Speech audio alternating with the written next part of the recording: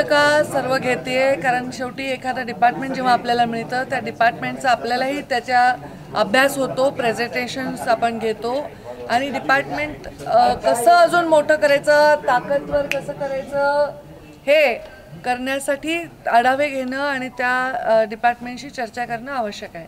म्हणून मी आता जिथे जिथे जाते तिथे त्या त्या डिव्हिजनची बैठक घेण्याचं ठरवलं आहे. आता मी आज पूर्ण मराठवाड्याची पशुसंवर्धन खात्याची बैठक घेतली आणि पर्यावरणाचीही घेतली. असंच मी प्रत्येक डिव्हिजनला जाऊन डिव्हिजनची बैठक घेणार आहे. त्याच्यानंतर माझा दौरा हा जिल्ह्यावर जाणार आहे आणि मग त्या पद्धतीने मी काम करणार आहे. येणाऱ्या अधिवेशनामध्ये आणखी काय डिपार्टमेंटला जास्त ताकद द्यावी याच्यासाठी काम करते. 2 डिपार्टमेंट माझ्याकडे आहे, पशुसंवर्धन एक आहे आणि पर्यावरण आहे. आणि पर्यावरणाची पण बैठक घेतली. तीनही MIDCचे उद्योग, त्या उद्योगाचे चॅलेंजेस काय आहेत, पर्यावरण खात्याच्या डिपार्टमेंटच्या लोकांचे काय चॅलेंजेस आहेत. पशुसंवर्धन हे खूप सुंदर असं विभाग आहे. म्हणजे काही काही छोटे छोटे देश युरोपियन कंट्रीमध्ये असे आहेत, युरोपमध्ये असे आहेत काही देश की ते केवळ या विषयांवरच पूर्ण जागतिक इकॉनॉमीचा भाग आहे. तर आपण ते होऊ शकतो अशा प्रकारचं आम्ही चर्चा केली. आणि पशुसंवर्धनमध्ये खेड्यामध्ये युवकांना स्वतःच्या पायावर उभं राहण्यासाठी वेगवेगळ्या खात्यांचा कन्व्हर्जन्स करून योजना राबवण्याच्या संदर्भामध्ये पण मी खूप चांगली आमची चर्चा झाली. खूप सुंदर आयडियाज मला या सगळ्या बैठकीतनं येत आहेत.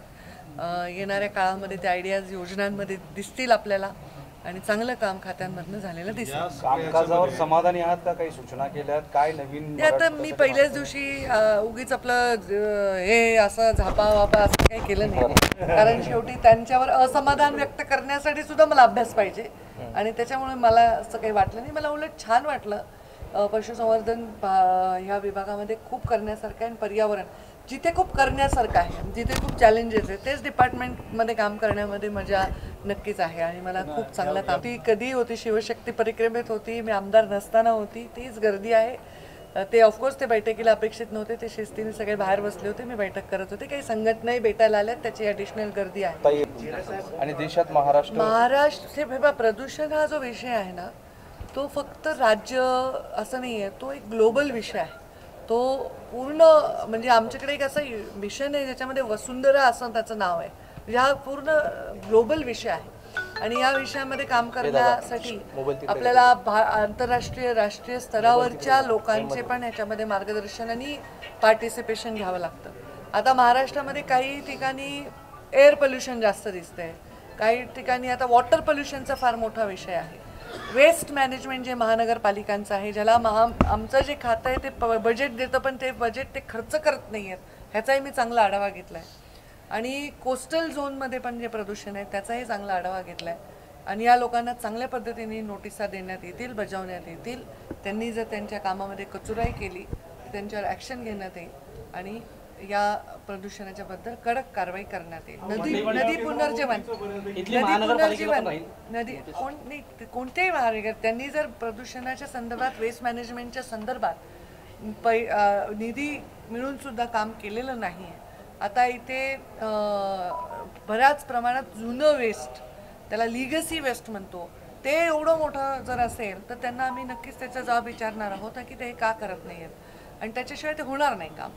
आणि नदी पुनर्जीवनाचं एक चांगलं काम त्याच्यातनं करता येईल.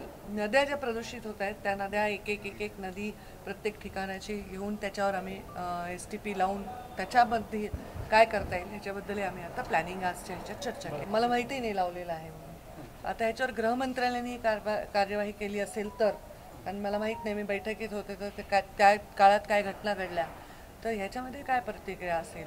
ह्याच्यामध्ये गृहमंत्रालयाने एखादा निर्णय घेतला आहे तर ते नक्कीच आमचे मुख्यमंत्रीच आमचे गृहमंत्री आहेत आणि त्यांनी आश्वासन दिलेलं आहे फ्लोअरवर विधानसभेच्या की मी योग्य कारवाई करेन, कडक कारवाई करेन. आणि त्यांनी केलेली कारवाई आहे ते एका तरुणाचा निर्घृण हत्या झाली आहे. त्यामुळं कारवाई जर त्यांनी केलेली असेल आणि ती कोणावर केली, तुम्ही नाव घेताय त्यांचं कारवाई वेगळी आहे आणि ज्यांनी हत्या केली आहे त्यांची कारवाई वेगळी आहे. त्यांनी काय केलं आहे, तुमचा प्रश्न बरोबर आहे का? प्रश्न बरोबर आहे का? तर मग ते मला तपासावं लागेल, मला माहित नाही कारण मी आत होते. तर त्यांनी जी कारवाई केली असेल ती कारवाई विचारांतीच केली असेल. या सगळ्या प्रकरणावर इन्व्हेस्टिगेशनमध्ये हस्तक्षेप करणं योग्य नाही. राजकारण केलं जाते असं आता सगळ्याच बाजूने चर्चा होती. खरं कालच पुण्यावर एका तरुणीची इतकी वाईट हत्या झाली. एका माणसाने, एका मुलाने, म्हणजे तिच्या मित्राने तिला सगळ्या लोकांसमोर मारलंय. आणि ह्या घटना सगळीकडे घडत आहेत आणि ह्या सगळ्या घटना घडत आहेत, ह्या वाईट आहेत. दुष्ट प्रवृत्ती आणि निर्घृण हत्या ह्या आपण आणि अत्यंत पाशवी अत्याचार आपण बघतोय. तर या घटना थांबवण्यासाठी कडक शासन केलं पाहिजे असं मला असं होतं की राजकारण होतं या बीडच्या घटनेवरून. हे पहा, कोणतीही घटना जेव्हा होते, मग ती एखाद्या दोन गटातलं भांडण असो, दोन समुदायांमधला प्रश्न असो, किंवा अशी एखादी निर्घृण हत्या असो, ही घटना ज्यांना त्याच्यात राजकारण करायचं आहे त्यांच्यासाठी तर एक मंचच आहे ना. बीडच्या या सगळ्या घटनेवर धनंजय मुंडे यांचा राजीनामा मागितला जातो, म्हणजे विरोधकाकडून.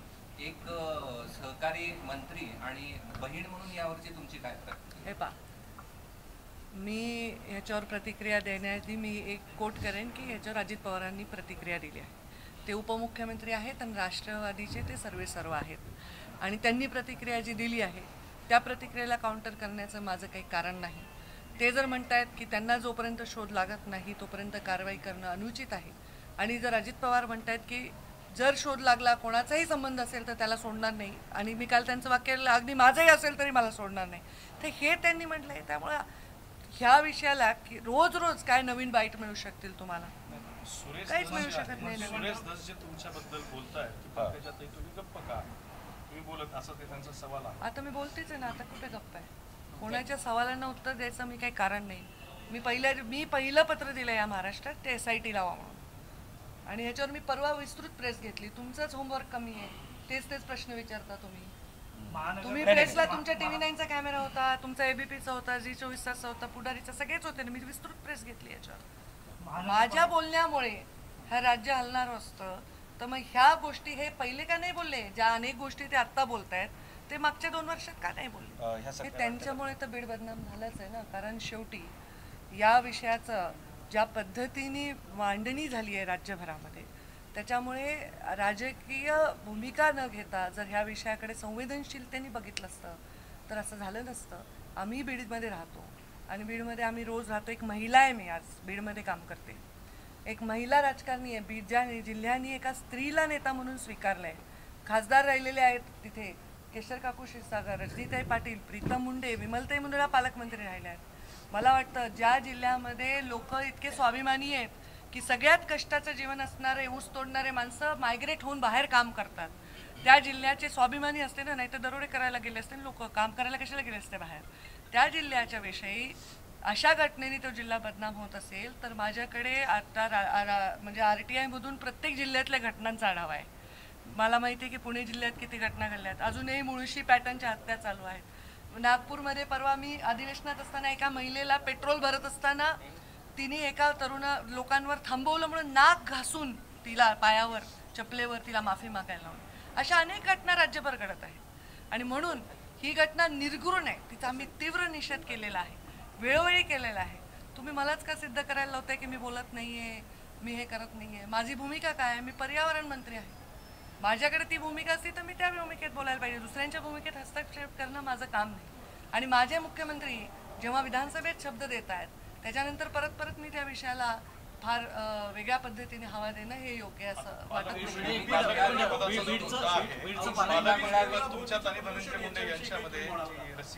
काही रस्सीखेच नाही. तुम्ही काही बोलू नका, काही बोलताय आणि किती बालिशपणा आहे तुमचा. माझी विषय काय, तुम्ही बोलताय काय, तुमची भूमिका काय आमच्यात रस्सीखेच आहे?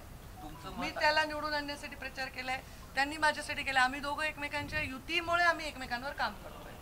रस्सीखेच असायचं काय कारण? मी तर सांगितलं की पालकमंत्री देवेंद्र फडणवीस किंवा अजितदादांनी व्हावं, आमची काही हरकत नाही.